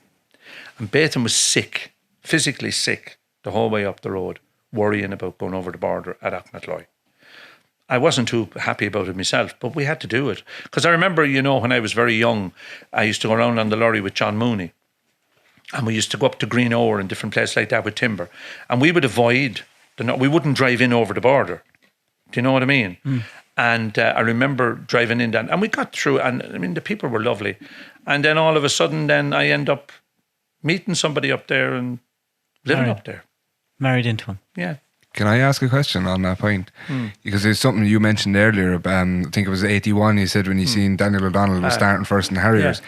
You mentioned that there was a lull in that type of music, and it was in my mind. Was that because of the Miami Showband Massacre, or did that have anything? Well, it did have a bit got to do with it now, and a lot of the Irish bands stopped going up north at that time. They were terrified. Like, I mean, listen, I'm not political in any way, and I don't care what anybody is, and I don't care what anybody's beliefs are or anything like that, because I think we're all the same. really. You know, just we may have a different opinion on certain things. But when I went into the North, when you play in Northern Ireland and even live in Northern Ireland, really and truly, you keep your opinions to yourself because you're doing a job as an entertainer and a singer. So that's your job and that's what you do. And you don't, I mean, to me, I don't care who I play for. I'll play in a GA hall. I'll play in a Freemasons hall. I'll play in an Orange hall. I'll play, and I do. I play in all them halls. And I find all them people really, really lovely. What was the terrifying point about Northern Ireland for me was the security forces. You know, when you went into Northern Ireland, I mean, you could be pulled into the shed there and they could hold you for as long as they wanted. Any little thing they could find on you, they would hold you. Did they ever do a cavity search on you? No. No, nothing. No, but they would be quite... invasive. Not nice. Would they ask you to take your trousers off, Ren? Oh, no. Oh, God, no, not like No that. fun. No fun in that, no. No, but like, you know, you were at their mercy. And the other thing that you had to get used to about Northern Ireland was the checkpoints and the stoppages and where are you going and all this sort of... And they're very, very intimidating. You know, if you have 8 or 9 soldiers standing around your van or your car at 4 o'clock in the morning... I was with you a few times in England and the police would pull you over going into London and empty the van. And, yeah. You know... And you telling me, don't you start laughing at them. Don't you say one word. But, I'm warning you, David. But then I remember, you know, when I moved into the North, I remember, you know, Mammy and Daddy, you know, when I suppose we better tell everyone, you met a woman up the north. Yeah, Roberta. Was she a groupie that you married? She wasn't. Tell the truth now. Roberta... Would you have had screaming women? Wow. Pegging knickers and all that back? No, we never had You did? throwing knickers at me, no. Bras? Well, I wouldn't mind them throwing it provided they're clean. And were they? Well, they were, yeah. They were always clean, you know. And why did you pick hers? I didn't. Stop now. That's terrible. I remember how it was an accident meeting Roberta, really. Did you meet her at a gig? She shouldn't have been there. And if she was telling you the story now today, it's a story, I'll tell you the story. Yeah. Roberta and her sister Claire were huge fans of the Memories show band. Did you ever hear the Memories show band? They were a huge what? pop band. You did? Yeah. The Memories? The Memories. They were a huge pop band in Ireland at the time. And the girls loved them. And they always went to see them wherever they were around Tyrone and Derry and places like that. So the Memories were to be playing in the Lake of Shadows in Buncrana on this Saturday night. And Roberta and Claire were going down to see them. And I was playing at the Blackthorn Ballroom, Bridgend, County Donegal, just outside Derry, right? So there was these 2 ladies from Lifford who had saw me on Kenny Live and they wanted to come and see this new guy, Shawn Cuddy. So they asked Roberta, would they drop them? And Roberta said, well, sure, we're on our way to Buncrana, so we'll drop you off at Cuddy and we'll go on to the dance and we'll pick you up on the way home, because they weren't interested in country music. They couldn't stand it. So when they arrived over to the Lake of Shadows in Buncrana and they were walking up to pay their money on the door, the guy said in the door, the Memories are not here tonight. Jim Barry is not well, the front singer. So it's Susan McCann is in their place. And Roberta said, well, we're not going into here, Susan McCann. So we'll go back to that new Cuddy guy and we'll join Gracie and Josie at the dance. So they come into the dance, and at the end of the night, do you know the way people talk to people? I was chatting to people at the front of the stage, and I saw Roberta and Claire, and I think Glenn Flynn was in the band at the time, and Glenn and a couple of the other boys were down talking to the girls at the table. So Julie said, well, I must go down and see who these boys are talking to, you know. So I went down. Sean seen the hot women. Well, we saw the girls. Made a beeline. And I went down and I said to them, well, did you enjoy the show? And Roberta just looked at me and went, she didn't say yes or no. She just went, made a sort of a face. So I said, God, she's a sour yolk. That's what I actually said to myself. And Claire was all jolly and jumping around and all that sort of thing. So now at that time, my management didn't want me really to have girlfriends because it would wreck the illusion. Yeah.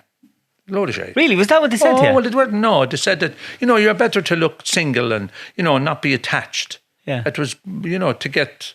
I know. You know, that sort of thing. So I wasn't going out with anybody or anything like that. I had been in a relationship for over 5 years and it was broke up and whatever. And I chatted to the girls anyway into my car, went home. No, we were actually staying up north that night because we were playing at another gig in Northern Ireland the next night. You are, you rascal. No. So that was okay. A couple of weeks passed, maybe 3 weeks, and I was playing in Donegal, up in a place called the Border Inn in Castlefin. I only live up the road from there now. It's amazing, you know, the way life throws things at you and the way your life goes.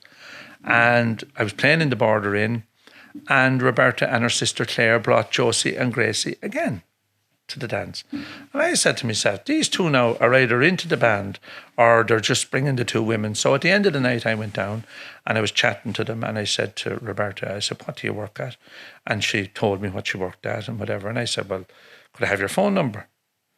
And she just looked at me as if I had 10 heads. She did give me her phone number. And the rest is history. Were you really like smooth back then? No. Like you, but I'm like, not like that. because you always dress really well. Like you'd always be giving out to us for not dressing well. I never give out to you for not dressing well. You've on many occasions told me I should be wearing suits.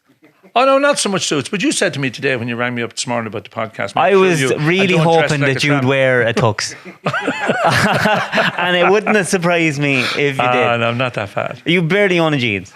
I do. I do own jeans. I do wear jeans. I've You never, dress very suave. I don't wear tracksuit bottoms or anything like that. No. No, I wear them out when I'm going out to the dogs. And so you end up married. Or for a walk or You something got like married. that. You had kids. Yeah. Was it difficult, working and having kids and Listen. It was, and deciding to move away from everyone? It was hard. Like, listen, to be married to somebody like me is very, very difficult. And Roberta, in fairness to her, she worked and she reared the two kids, in most times herself. Now, when I was home, and I never went or done anything. I'd be there all the time to help as much as I could.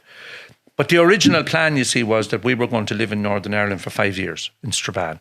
And then I was going to come back and build a house. Build a house, actually, where you're building your new house in time to come. That was where it was where Barry built. Barry built. And I was going to build a house, and we had plans all picked, everything done, mortgage and everything practically all done through. And I was going away for 3 weeks tour. And I said to Roberta, I was going out the door, I said, Roberta, you have to send a check down to this guy to do a survey on the site and blah, blah, blah. I had moved our furniture to Martinez. We had moved everything, physically moved it. And that was grand, and we were moving in with Maggie until we were going to do that. We had sold our other house. And the next thing, anyway, I was away for a couple of weeks, and Roberta rang me and she says, I said, did you send that thing for me? And she never answered. I saw a house in Donegal. I said, right. I think we might buy it. I said, but we're supposed to be moving to Laois. But my mother doesn't want me to move to Laois. And instantaneously I said to myself, well, it's very important that Roberta has to be happy where she is. Because after all, she was looking after the kids. I was away. And it was important for her to be around her own people and, around the one. Not saying there's times we think, what would have been if we had moved down here, who knows, you know what I mean? But we didn't. And do you ever feel that, I know, I robbed your son on you? Pardon? I robbed your son on you. Like I took Shawn, brought him under my wing, taught him how to be a forward driver. You did? You were probably hoping that he'd be something else. No, do you know, Shawn, my son Shawn, and indeed my daughter Amy, they're two very good kids. I call them kids now, but Shawn's a man and Amy's a woman. But Shawn surprised me to no length, to be reared up at home where he would have never seen a tractor. He would have been out in Pat McGrath's farm maybe a bit and things like that. But for him to leave a job I turned him. In what would we call it? He was working in McIlhenny's, retail and he was modelling in his spare time. And I robbed him. And he was in the band with me, and so were you. I felt he needed a strong male role model in his life. You were in the... Well, no, we're looking for a strong male model or role. Roll over bit. But hey, some man to take to it. Yeah, listen. When... You see, Shawn is the type of chap, you know, he made up his own mind. He decided when he left school, he went to college for a while, and he just came home to himself and Roberta one evening, and he said, I don't want to go back there. Well, I said, what do you want to do? I'm going to work. I said, well, if you want to work, you work. So he started working in the band with me. You worked in the band with me for a while as well. And he was there for about 6 months, and he said to me coming home the road one day, Daddy, I have enough of this. I just can't handle this travelling anymore. I'm going to get a job. So he got a job in McElhenny's. And then I suppose with listening to you and listening to the boys and coming down here for weekends and all that sort of thing, he did really like coming down to Laois. He loved Laois. And he loved coming down. And he loved, I think, the big machine thing and the fact that this was a big deal to him, you know. And he said, Daddy, I wonder would I be able to learn how to drive one of them machines? And I looked at him and I said, Jenny, Shawn, I don't know. Do you think you would? I think I would. Could you ask the boys, would they give me a shout? And I said to myself, God almighty, you know, I rang, was it Barry and John? I said it to Barry and John, would they give me? And I know Barry and John probably said to themselves. So he was after spending a couple of holidays with me. Yeah. And sat in the machine with me. Yeah, and he wanted it. But you know, the big motivation with Shawn too was... Money. Yeah. Well, money is a big... you know, not saying money is not the be-all and end-all of life, but it's a handy thing when you go into a shop. It's handy. Right? Yeah. So he wanted to do this, and you know... He has taken to it like a duck out of, in water, like he really did, and he loves it. And you know, he was even telling me there the other day he's getting another new machine now, I think fairly shortly, and he's. And I'd say he's after firing a good bit of abuse at you for not coming onto the podcast soon. Yeah, well, I'm after getting a good bit of abuse from him and from Barry and from Greg and from the whole. And one thing of it, it's grand, isn't it? It's just very, a chat. Very good. It's very good. Did you ever think when in our life that I'd be doing what I'm doing? Well, I knew you'd be doing something different. I knew it wouldn't be normal. But the entertainment industry is fair fake, isn't it? It is fake. Like, it's like you have to play a game or you don't get to play. Well, you see... You play by their rules. I'm not a fake person. No. I am what I am.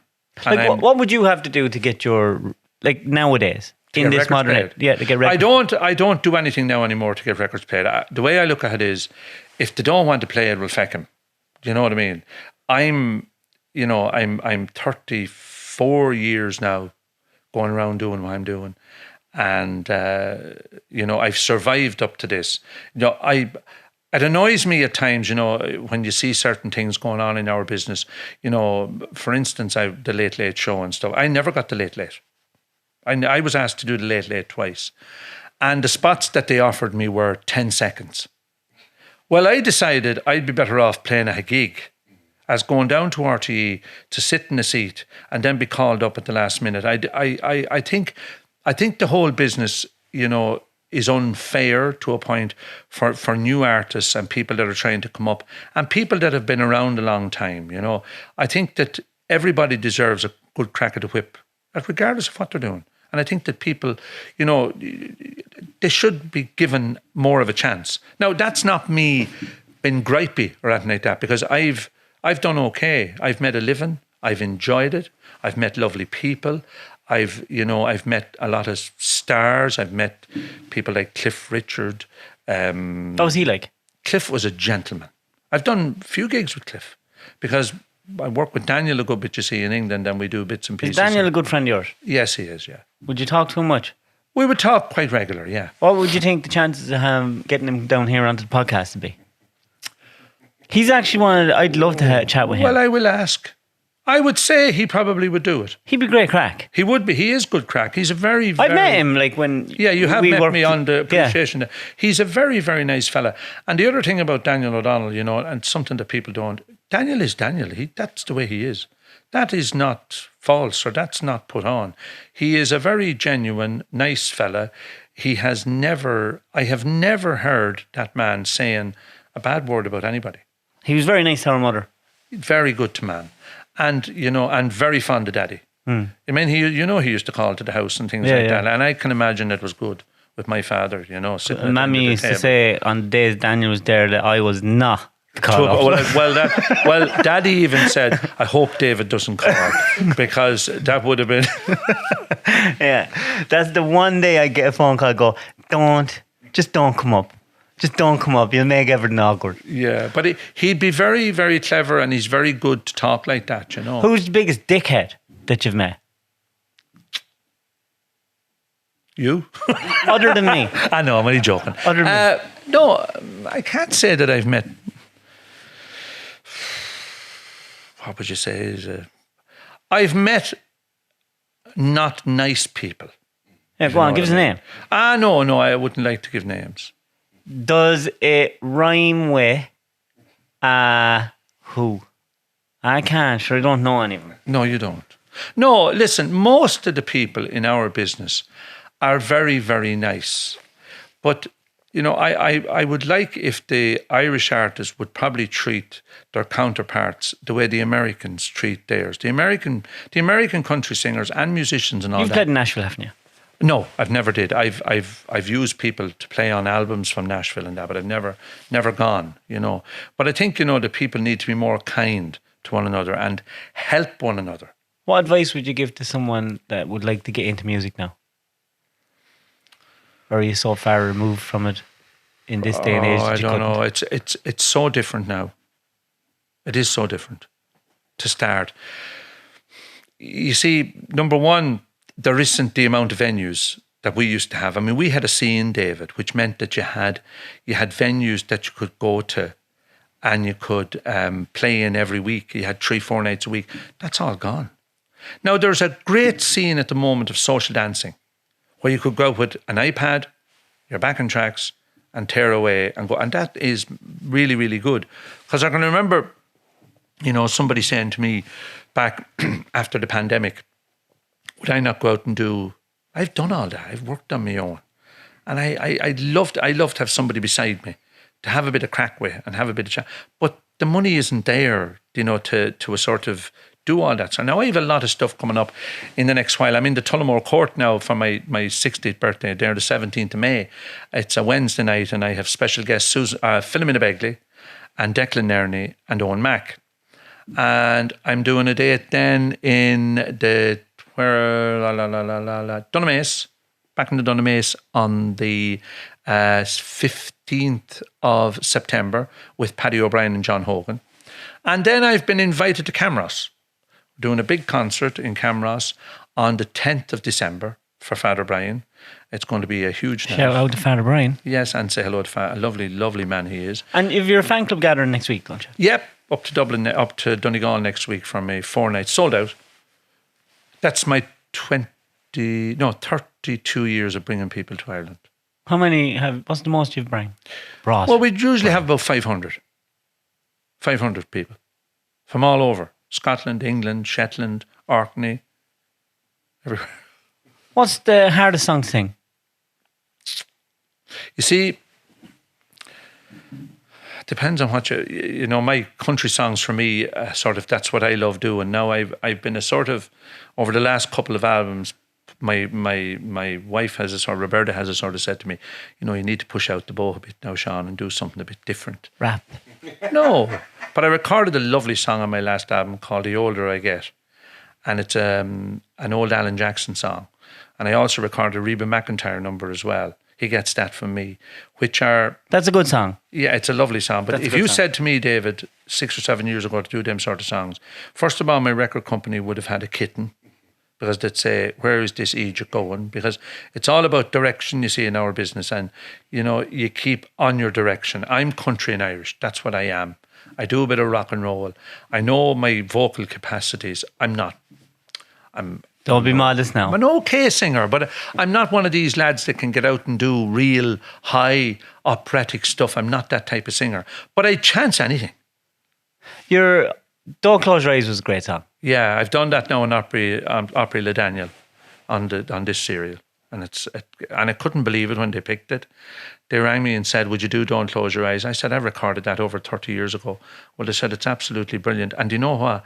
The band was a 10-piece band on the day. It's been shown now, I think, in July.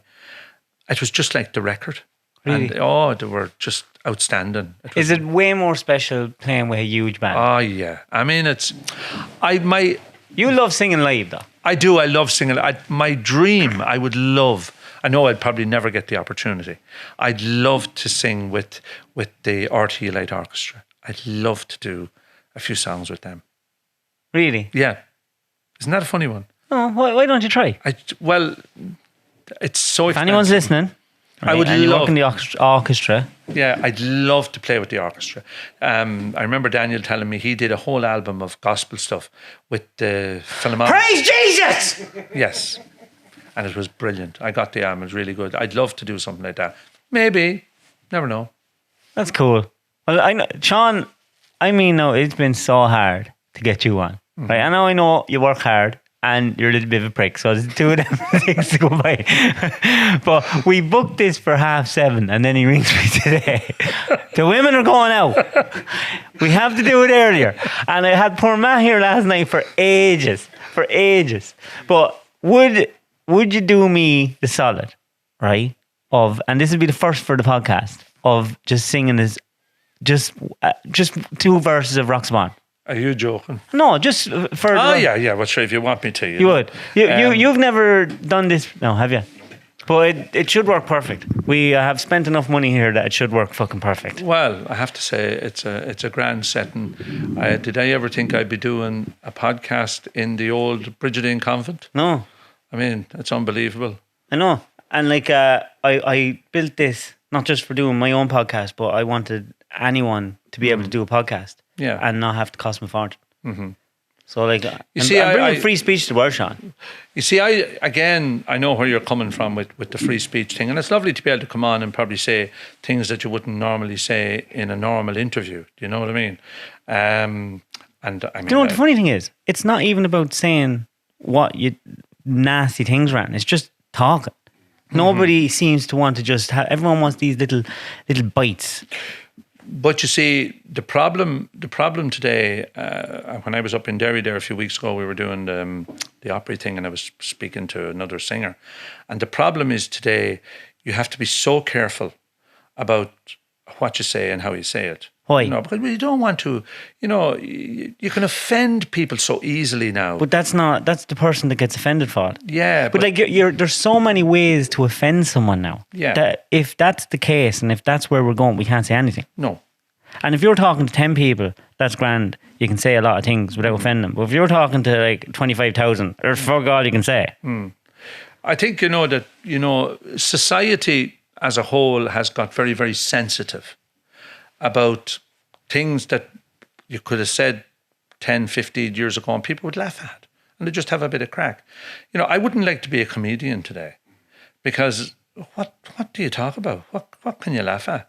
I mean, the Irishman was the butt of every joke up to, no length ago. Now, you can't say anything about anybody, but they get. I think that, people are entitled to say what they, within reason.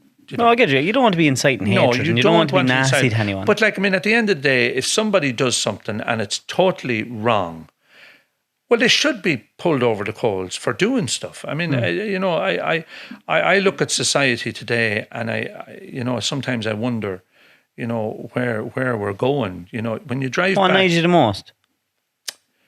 What annoys me the most is the fact, that when you're driving through, not so much in England, but in Ireland to a point, to pull up at a chip shop to go in for a bag of chips late at night without being given abuse, and without, people standing outside being totally disgusting. And I think that, and I don't want to brand a certain age group or anything like that, but I think that people have lost a certain amount of self-respect. Well, they've lost respect for others and lost respect for themselves because nobody can be told anything. Lost respect for our Garda, lost respect for our priests, our elderly. People wouldn't move out of your way. It's just, and I don't know. Is it me? Thinks that? I don't think so. And another thing that I can't understand is you go into a shop. I was in Portlaoise today, took over Roberta and my Mammy, and we went into Penny's, and we're looking around, and I went up to Penny's and I was paying for the few things, and the girl never even looked at me. Not even as much as hello. And you just sit back and you say to yourself, like, what is gone wrong? How are these people getting these jobs? Because the first thing that you say to somebody is, hello, how are you? And please and thank you. That's what I installed into my two. And, I have a daughter, Amy, now, and Amy's gone off. She'll be, hopefully, God forbid, God, please, she'll be qualified. She's going to do in law. And she's in Belfast at the moment. And, she would tell you the same thing, that people out now, it's just a whole different ballgame. I wouldn't like to be going out now to nightclubs and stuff like that. No, neither would I. It's not civilized. Matt loves it. Matt goes out like 7 nights a week. And if it's quiet around home, he'll go to London. But fair play to you, if you can afford it. But I don't know what you think of it, but and I think that it's awful sad, when you think of people, old people in their homes, afraid to go outside and afraid to. It's totally wrong. Now, as a younger person in the generation you're describing, I do completely agree with you. I completely agree with what you're saying about self-respect for yourselves, respect for guards, respect for older people. It's awful. It's fucking gone, and I would have been reared with that moral kind of thing. We would never. You would be the same. You'd have respect for people. You can, listen. The problem is nobody wants to face anybody in authority. They feel that they can do what they like. You can't do what you like. No, everyone has to have personal responsibility. Everybody has personal responsibility. I was often a dickhead, and I often got a slap for it, and I deserved it. Yeah, well, listen. Do you know, in all my years going around, thank Except God, for you that never ever hit happened. Never happened to me. You never got a slap? No. You were spoiled. I know I did. When I was in Ballyfin, I was hung out through the top bedroom windows. By who? The legs. By the bigger boys. Name. Oh, I can't remember their name. Go on, name the fuckers From the now. third story. That's fucking dangerous. Mm-hmm. But that was what you got when you went in first. Jesus. Mm-hmm. Fuck. But that was, bullying. And that was just a fact of life in those places. But I have to say, I never had a problem with the brothers or with any of them. They were all okay, and the staff were fine and all that. But some of the bigger boys, they were all from Dublin and different other places, and they were quite, tough boys to deal with, you know what I mean? And if you showed vulnerability at all, well, you got... And listen, there's no point in me sitting here and saying, school was a bundle of laughs. It was far from a bundle of laughs. And I remember when I came out as a boarder and I stayed then with my Aunt Margaret here in Mountrat, and it was grand because I took my bicycle up every morning, then up to Ballyfin and went from there. It was fine. It was definitely easier when you got out those gates at night. But you see in there, it was serious. It was a different world, and, Would you consider yourself mentally tough? Well, I don't know. I wouldn't be soft, if you know what I mean. I let things would get in on me. I get very annoyed at just general disrespectful things. I get annoyed at that. Mentally, thank God, I feel fine, and I always have. I wouldn't let things get me down too much. If I have a bad gig, I always say to myself, well, tomorrow night will be a better gig. Never look back. Never think of the bad things. If people do bad things to you, and I've had people try to do bad things to me and, run you down and give you a hard time and all, but I don't care. You have to be like that. I think, I would always say to my chaps at home, listen, get up and brush yourself off and move on. Forget about it. People let these things into your head, and then you start suffering with mental health issues. It's all, you have to just forget about them. Somebody said to me one time, feck the begrudgers. And God knows we have plenty of them. You know the way you're a performer? Yeah. And you can perform. Can you turn it on and turn it off? Is it something that you've learned as a skill to turn it on and turn it off? I'm not you. So people that don't know us think that me and you kind of are very, very similar. They probably do, yeah.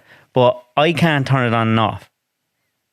You can't. No, I'm just doing me. Yeah. And it's only when, at say Dad's funeral, and you were able to do stuff I couldn't have done.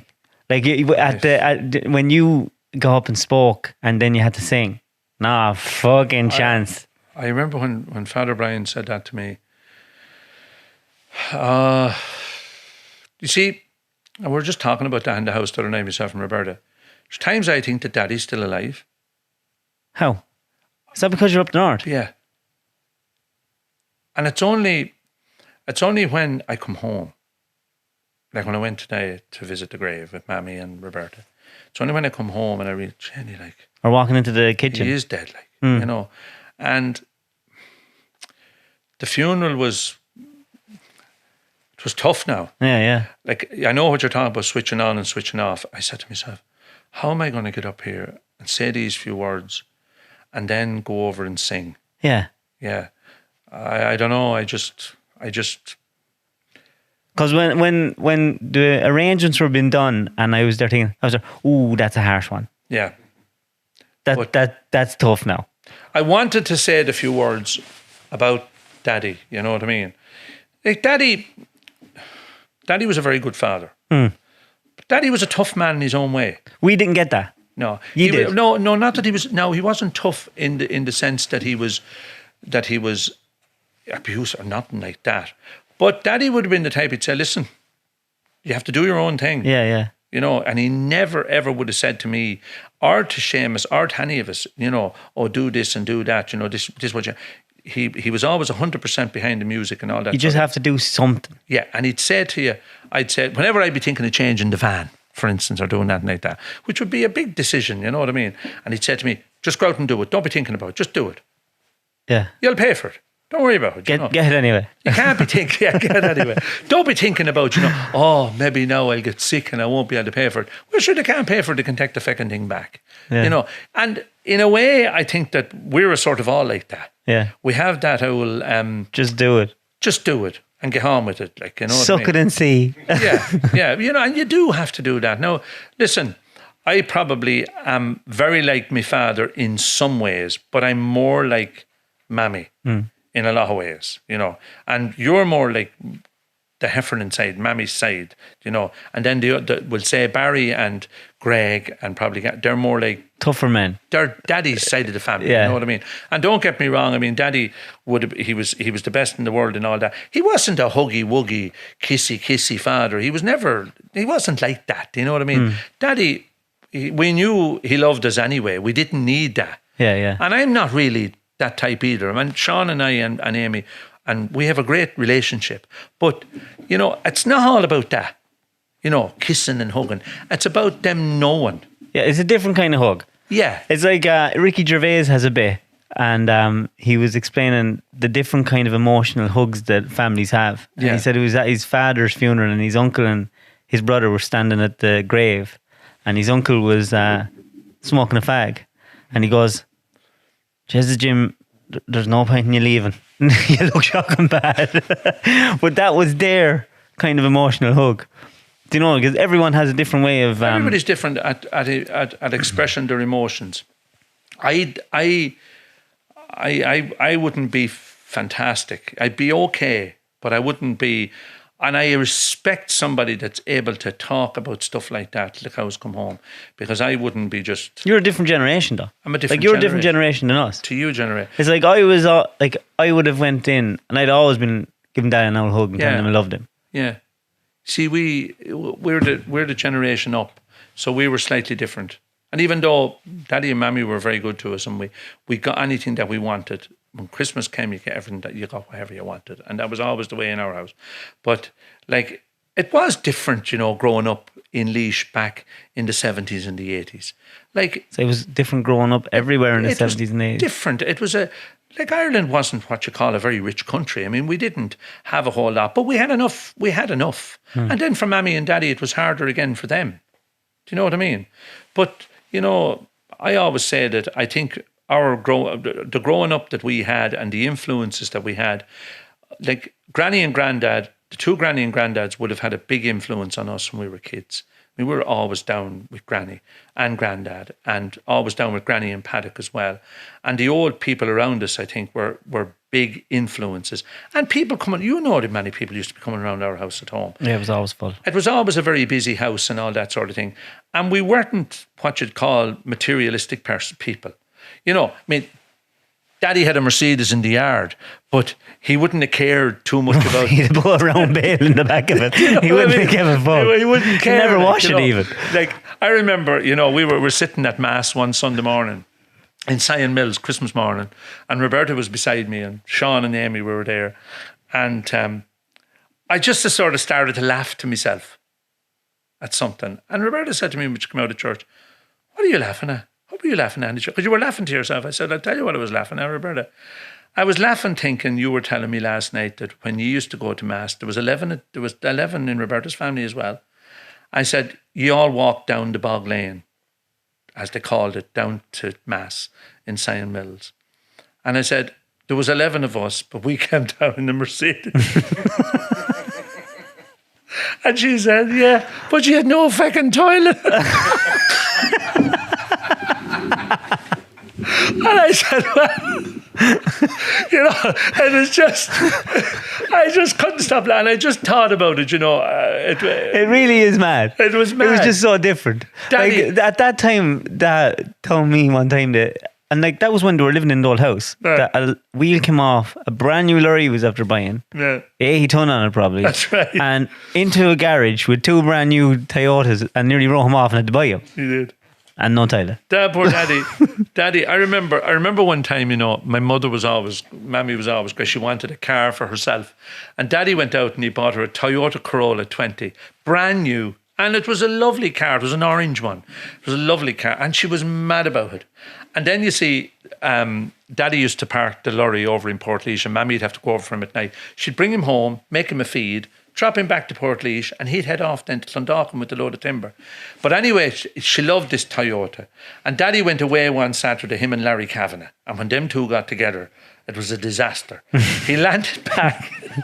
he swapped the brand new Toyota for a 12-year-old Mercedes.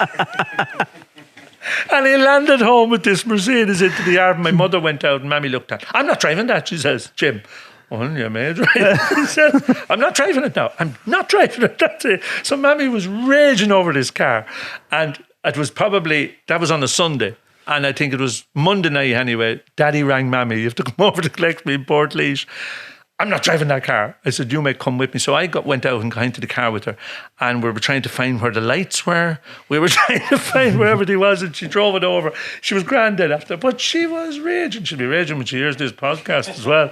But it was just so, and Daddy would just go out and do, and sometimes I could do stuff like that. Just, Sometimes our hearts get in the way of what our heads are telling us. Exactly. Now, in fairness, my wife, Roberta, is a very, as you know, Roberta, very down-to-earth girl.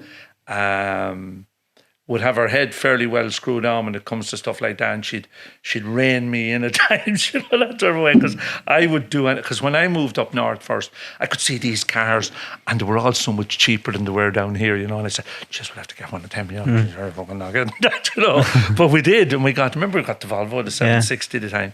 Sure, I thought that was just, and I remember we were in bed, one night, and we were only after getting the new car, and I had the car parked out in the drive, And of course, I could see the car sort of from the bench. She says to me before we went to sleep, "Do you want me to get you another pillow so I can prop you up that you can see it right?" Things like that. But that we grew up. Daddy loved cars, and he was the only one of the Cuddys really that was big into the cars. And we all sort of took after him from that point of view. And whether for the good or the bad. So we're all. That's the way we are. Yeah. Well, Shawn, thanks for coming. What do you think? It was grand, wasn't it? It was very, very good. Now, in all fairness, So the next time you're down, come down again. We'll have a chat. But I want to set a scene, because I was in the band with Shawn, and you'd be doing concerts, and the place would be hopping, and you'd be dancing, and they'd be jiving, and then Shawn would do this thing, and it was a shock to me when you'd done it first, and you'd just tell the band to stop, and you'd sing this song, and everything would go quiet, and it's just a great song, and I'm just going to shut up, just sing a couple of verses of it. The boys used to say to me in the band, "Give us a break." Sing the Rocks. Mark would shout back in the back, "The Rocks!" Because he'd be tired, the Mark drummer. would be tired and he'd shout out "The Rocks" to me. Oh God, when I think back, and people look for it you'll see when I sing it, they look for this song in a dance setting, which is not suitable at all. Do you know when it was wrote? Pardon? Do you know how long ago it was wrote? No, I don't really know. And I don't know much about it, really. People have come up to me, we did a couple of Irish things over in Spain, and people from Kerry actually come up and said to me, do you know where the Roxabon are? I said, no, I haven't a clue. And you're singing about it and you don't know where it is. And one guy he tried to tell me where it was from, and I can't even remember. My short-term memory is not just fantastic, you know what I mean? It's okay. It was originated in Galway in the 18th century. No, Galway. That's why Matt's on the big money. Mm-hmm. Matt, good man yourself. Isn't it great to have technology at hand Oh, to find out these things? And there I was my whole lifetime thinking I knew everything and I didn't need you it. didn't know everything. No, but I have to say to you, continued success with the podcast. Oh, thanks. Look, if I go out of business in the morning, I do my days the same, only I have less to do. But I mean, people come up to me and they'd say to me, isn't David Cuddy your brother? I'd say, yeah, why? What did he do? What did he say this time? Or who did he insult? You know? And you see, it's a different way of going. You know what I mean? Different way of going. It's a pity now that you can't come up to my weekend sometime. A lot of my fans would be asking me, would David not come up? And Sure, I'll never get him in. to me. But you should try and come up. Do you know how many kids I have? I know you have 4. I don't have 4 yet, but it's going to be, it's turtle heading. Yeah, and it really will be. Oh, I mean, we reared 2, and I'll tell you, I remember when we had Shawn and Amy, and we'd said, will we have another one? And we thought about it and said, no. 2 is just nice. Well, 3. So that just was grand, you know. It is fair, you know, it's fair work now to rear. I'm worried about not populating the planet properly. I think you're populating fine. I think you've done your bit now for society. I mean, I just... I'm thinking about when I'm older. Well, The joy I get out of my kids. Well, in fairness, you do get great joy out. And you know what? Sometimes when you have a big family, they're actually easier to rear than 1 or 2. Because I'll let you know. They rear one another. No, I'll let you know. Well, look, I mean, you look at us. We reared one another. Every one of us. I mean, like 11 of us at home, and I mean, what was there at home at that time? And we all go on fine, and everybody does, you know. Sometimes kids now, when they're in a setting where there's just the 2, they're spoiled. And they get everything. And that's not a good thing either. We spoil our kids. We've all spoiled our kids. Because we want to give them what we didn't get.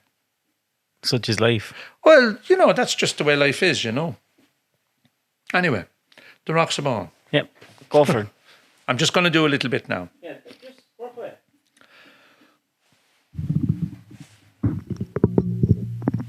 I don't like pulling at them things, you know.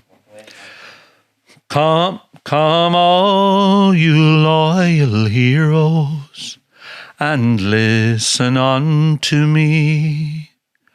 Don't hire with any farmer till you know what your work will be. You will rise up in the morning, from the clear daylight till the dawn, and you never will be able for to plough the Roxabon. My shoes, they are worn, and my stockings, they are thin. My heart is always trembling now, for fear they might give in. My heart is always trembling now, from the clear daylight till the dawn. And I never will be able for to plough the Roxabon. I never will be able for to plough the Roxabon. Thank you very much. What, you don't like the cheap sound effects? Oh, it's very good. Thanks a million, Shawn.